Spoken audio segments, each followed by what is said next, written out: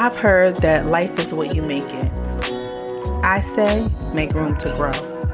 I'm your host, LaWanda Dockery, and this is the Make Room to Grow podcast. It all started with a dream about growing food, and who would ever imagine that growing food would lead to me learning about personal growth and development? Well, it did, and I want to bring you along for this beautiful ride. Thank you so much for joining me. Hello, Grow Nation. I hope this finds you guys well on this beautiful, beautiful fall evening going into the weekend. This happens to be one of the days where I have a special guest in the house, none other than my boo thing, Doc. Hey, Grow Nation. What's this, episode 72? Man, it's a pleasure to be back. Pleasure to be before you again. It is 72. Wow.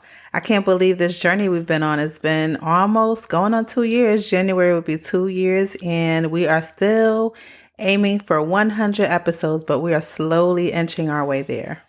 Well, guys, today I wanted to just give you a quick little tidbit about my carrots. Now, you know I've been growing these red atomic carrots. I've been growing them for at least 3 to 4 months. You need patience when you are growing carrots. I'm going to say that is the number one rule. You definitely need patience. I remember when I was growing them last year and I pulled them way too early. I based them on just the simple fact that the stems were getting big, not knowing that I should have waited like you did this year to wait till they start peeking out the ground. And man, are they really starting to peak. So when he says ground, that's all relative. You know, I got my seed packet, guys. I'm doing containers. So I have a 5-gallon fabric pot that I use to plant these in. And I actually just used it as a space filler. I had some extra space in one of the pots. I just took some seeds, sprinkled them on the top, covered them lightly, and left them on their own. I see people sometimes, they say that when it's in the heat of summer, the carrots are hard to germinate. They'll put like a cardboard over top of it to give the seeds enough time to push through the soil. I did none of that. Sprinkled them on top and I let them do their thing. I covered it with dirt lightly and I let it do their thing.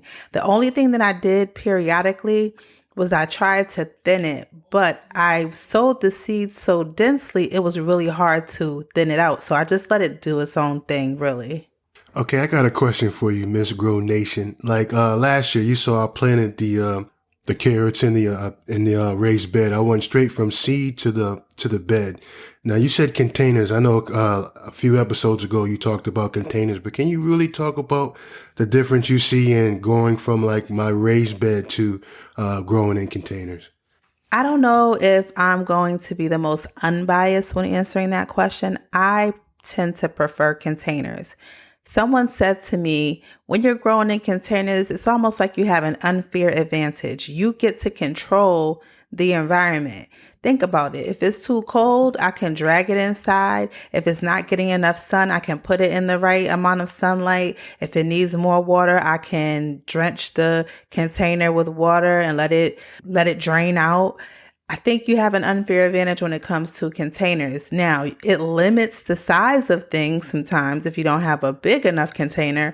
But for me, I just prefer growing in those containers. When you're in the raised bed, it's good. I mean, we had great success with cucumbers and we had great success with other crops out there. But for me, I prefer containers. I don't know. I can't tell you the exact scientific reason, but I know that you can even mix up your soil nutrients the way you want them in a small batch and have it work out really well. I totally understand what you mean when you say how you could be able to control the environment, because out in my raised bed, the gophers or whatever squirrels you want to call them was getting to my bed and I couldn't pick up the raised bed and move it to another location. So I understand that. So even when you said you took it and placed it in certain positions for it to get more sunlight, like it was perfect, but I still prefer my raised bed. I don't care what you say. He's our resident expert when it comes to the raised bed. I do the containers. What I love about it is that he has his lane, I have mine, but we work well together. I don't want to neglect to tell you the specifications, here's a seed pack again, of these atomic red carrots. So these are maturing in 70 to 75 days. And they're saying that the ideal temperature has to be at least 45 degrees, ideally between 60 and 85 degrees. And when you're successively sowing this, that's when you want to keep a consistent crop every 3 weeks until 10 to 12 weeks before your average first frost date.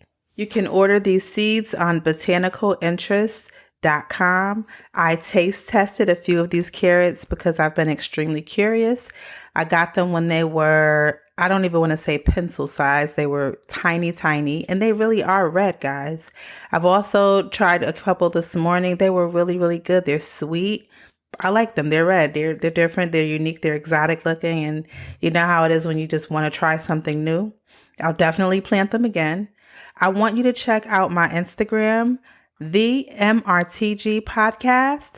I have a bunch of reels. You can see what I've been doing throughout the summer, the spring, and I will be posting up a reel tomorrow morning of me pulling one of my carrots that I can see poking out of the top. And so Doc and I will be doing that. I'm so excited. It's the little things when you're out there in the garden. I did some cleaning up today. The little things energize you. It's cold out and you can still harvest some food. I have collard greens still growing. I have these carrots and I have some kale growing. And I'm going to work on some spinach and some Asian giant red mustard. So we're winding down here, but we're still harvesting. So I want you to keep that in mind. You may put the work in on the earlier side of the season, but you can still harvest late, even after the frost date. So until next time, Grow Nation, as my wife says, I want you to be intentional about those areas where you are going to make room to grow. Peace.